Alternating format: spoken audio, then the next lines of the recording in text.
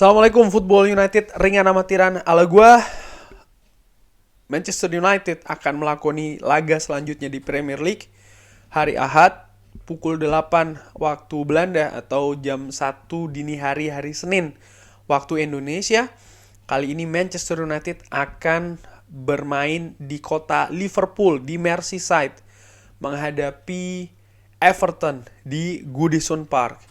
Partai ini tentu saja partai lanjutan setelah sebelumnya Manchester United ini tumbang di Etihad Stadium, kalah cukup telak 6-3 menghadapi Manchester City.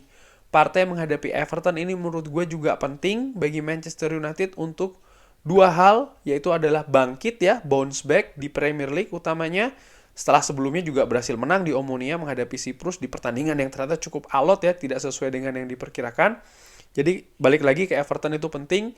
Nomor 1 untuk bounce back, untuk bangkit di Premier League. Nomor 2 adalah untuk menjaga posisi Manchester United tetap di papan atas, di papan klasemen Premier League. Ini menurut gue cukup penting, karena sangat ketat sekali persaingan di papan atas. Yang muaranya tentu saja Manchester United ingin posisinya lebih baik daripada musim lalu. Bahkan targetnya adalah bisa lolos ke 4 besar, meraih tiket Liga Champions untuk musim depan. Nah, Everton sendiri menurut gue bukan lawan yang mudah untuk dihadapin. Pasukan Frank Lampard ini walaupun belum meyakinkan banget dari cara bermainnya ya. Tapi yang menarik adalah kalau dilihat ya, 5 pertandingan ke belakang dari Everton ini luar biasa, belum pernah meraih atau menderita kekalahan sama sekali. Meraih 3 kali hasil seri dan 2 kali kemenangan secara beruntun di 2 pertandingan terakhir. Menang menghadapi West Ham 1-0 di kandang sendiri, dan tandang ke Southampton menang dengan skor 1-2. Bahkan sebelumnya di Merseyside Derby mereka mampu menahan Liverpool 0-0 di partai yang menurut gue sangat seru. Bagaimana perlawanan dari Everton ini cukup menyulitkan favorit Liverpool ketika bermain di Goodison Park. Bahkan sempat ada gol ya yang akhirnya dianulir. Artinya gol untuk Everton yang dianulir. Sementara Manchester United sendiri memang di pertandingan terakhir menang menghadapi Omonia 2-3, tapi sebelumnya kalah 6-3 menghadapi Manchester City. Dan juga sempat kalah di kandang sendiri menghadapi Real Sociedad. Nah, kalau melihat dari 5 partai terakhir, memang walaupun mungkin penampilan dari Everton ini masih jauh dari atraktif ya kan, tapi terlihat ada progres di sana sedikit demi sedikit. Sangat sulit ini mengalahkan pasukan dari Frank Lampard.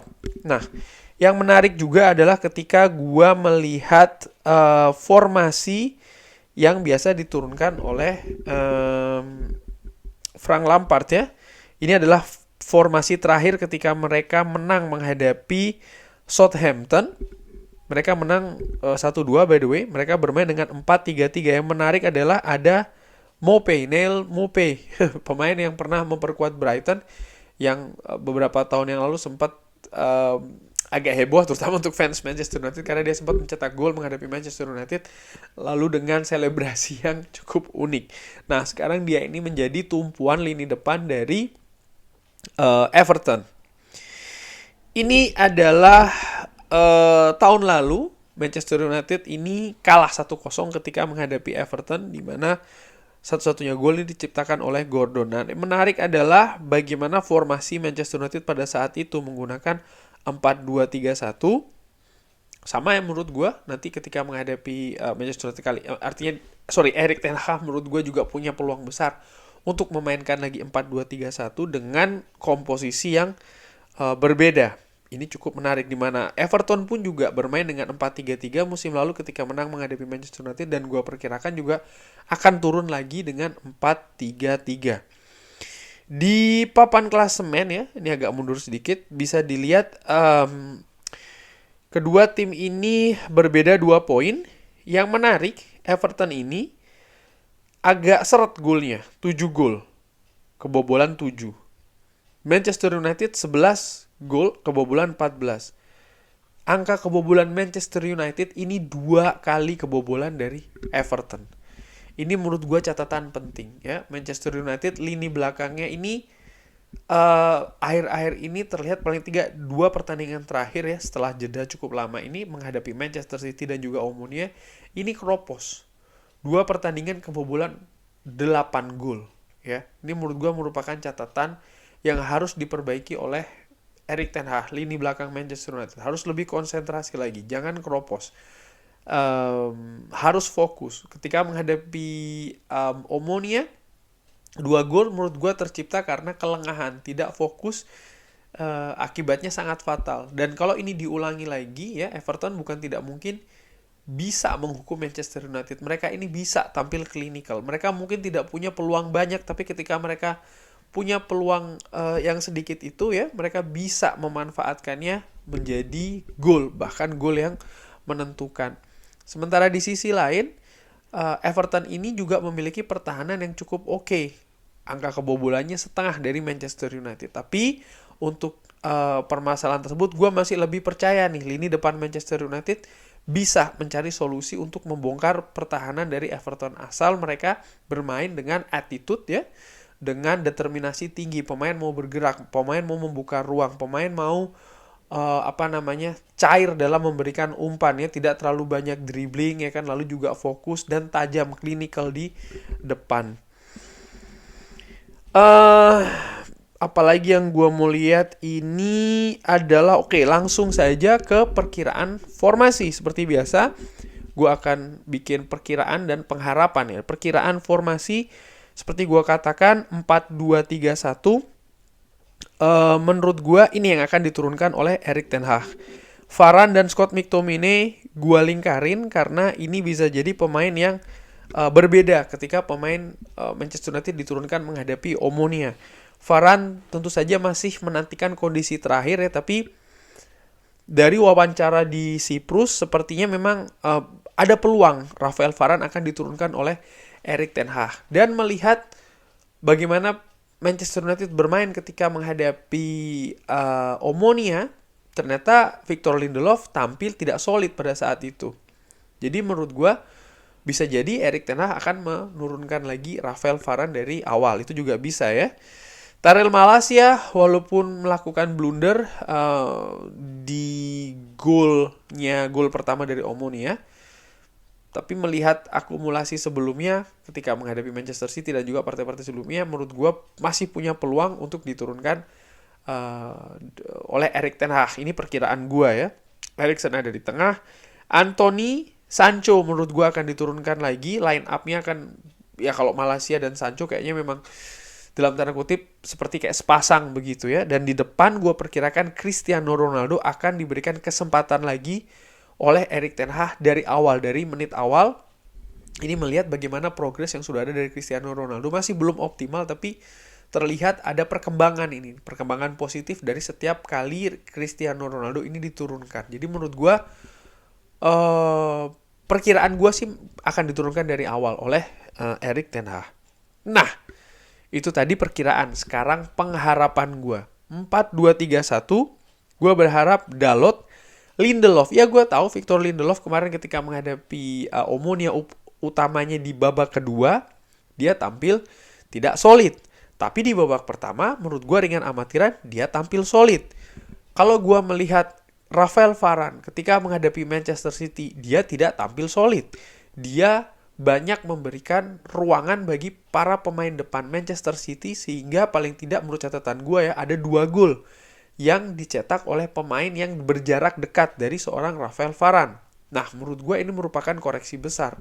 Jadi dari situ gue berpikir ya berikan kesempatan lagi kepada seorang Victor Lindelof. Ada lagi alasan selanjutnya yaitu adalah kondisi fisik dari seorang Rafael Varane yang sangat masih rentan ya. Dan menurut gue lebih baik disembuhkan dulu 100% baru diberikan dia menit bermain lagi. Oleh karena itulah gue lebih berharap Victor Lindelof yang diturunkan. Di sebelah kiri, sebelah kanan jelas ya Diogo Dalot, Lisandro Martinez itu tidak usah dipertanyakan, tidak diganggu-gugat. Luke Shaw, menurut gue harapan gue diturunkan. Kenapa? Tyrell Malacia mengalami penurunan ketika menghadapi Manchester City dan juga menghadapi Omonia. Menurut gue sudah dihentikan dulu, kembalikan lagi dia ke bangku cadangan. Luke Shaw yang tampil menurut gue jauh lebih baik di dua partai tersebut untuk bisa diberikan kesempatan tampil dari menit awal. menurut gue ini bisa dijadikan pertimbangan dan pengharapan gue untuk Luke Shaw ditampilkan dari awal. Dan gue juga melihat Luke Shaw ini berbeda dari dua pertandingan awal Manchester United ketika menghadapi Brighton dan juga menghadapi Brentford.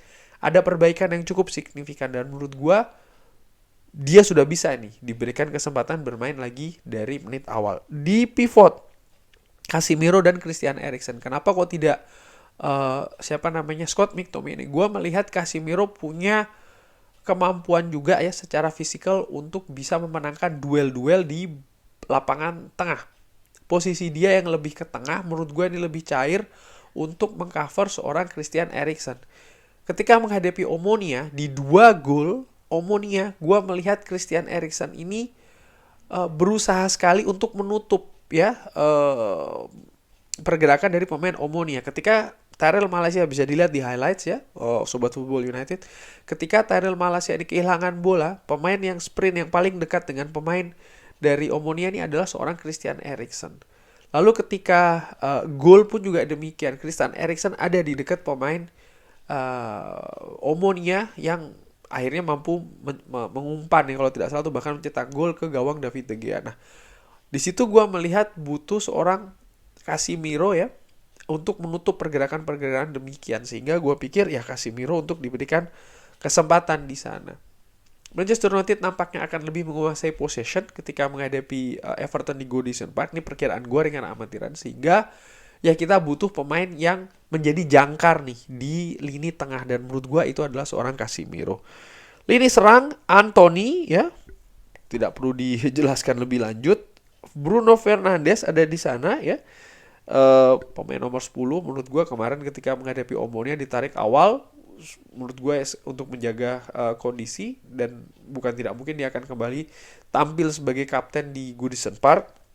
Di sebelah kiri gue memilih Rashford bukan Jadon Sancho. Kenapa? Gue menilai kerjasama atau lining up antara Marcus Rashford dan Luke Shaw ini bagus, sudah terjalin, bahkan bukan hanya dari musim ini tapi juga sudah dari musim-musim sebelumnya, sehingga akan lebih baik ketika Luke Shaw bermain ya bersama dengan Marcus Rashford, karena sekali lagi kerjasama yang terjalin antara kedua pemain ini sudah sangat bagus. Di depan gue ingin Cristiano Ronaldo, seperti yang gue katakan di review setelah pertandingan menghadapi Omonia ya. Menurut gue progres yang dimiliki atau dibikin oleh Cristiano Ronaldo ini sudah bagus ya, step by step, memang masih perlahan. Dia butuh gol untuk meningkatkan kepercayaan dirinya, untuk meningkatkan lagi kapasitasnya, dan menurut gue berikan dia waktu dari awal. Apakah dia nanti dimainkan 90 menit atau tidak, itu urusan belakangan. Yang jelas beri dia kesempatan bermain dari awal. Pemain lain Jadon Sancho, lalu juga Anthony Martial, terutama Anthony Martial sudah membuktikan walaupun dia tampil dari bangku cadangan, dia bisa langsung nyetel, dia bisa tampil tajam, bahkan dia bisa menciptakan gol. Ini bagus karena kita butuh pemain bertipe demikian ya, artinya bisa memecah kebuntuan dari bangku cadangan. Oleh karena itulah gue lebih memilih untuk memainkan Cristiano Ronaldo dulu, mungkin nanti setelahnya diganti oleh Anthony Martial, daripada memainkan Anthony Martial dulu untuk nanti digantikan Cristiano Ronaldo. Kenapa? Gue sekali lagi melihat impact lebih besar dari bangku cadangan ini ada di seorang Anthony Martial daripada seorang Cristiano Ronaldo. Jadi gue lebih memilih untuk Cristiano Ronaldo dimainkan lebih dulu.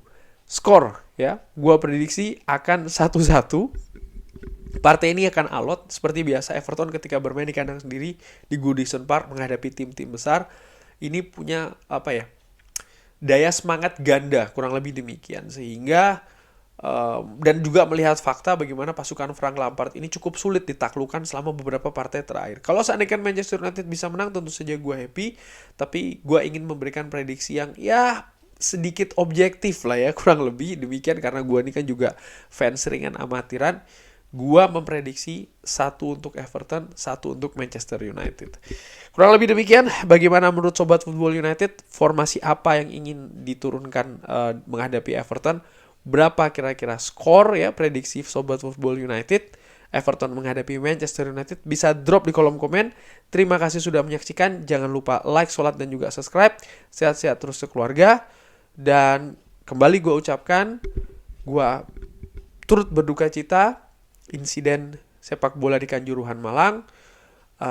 Semoga keluarga yang ditinggalkan ya, yang mendapat musibah ini kuat ya, tabah dan sabar, dan usut tuntas kasus ini sebagai pembelajaran juga untuk di masa depan tidak lagi terulang tragedi di sepak bola di Indonesia dan juga di manapun.